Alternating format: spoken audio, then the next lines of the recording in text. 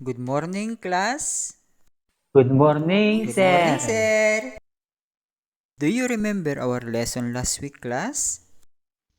Yes, sir. Yes, It's all sir. about gravity. Very good. It is all about gravity. Now, will you use gravity in a sentence? Sir, Yes, Berting. gravity is the force which causes things to drop to the ground. Wow! Very good, Berting. How about you, Gaspar?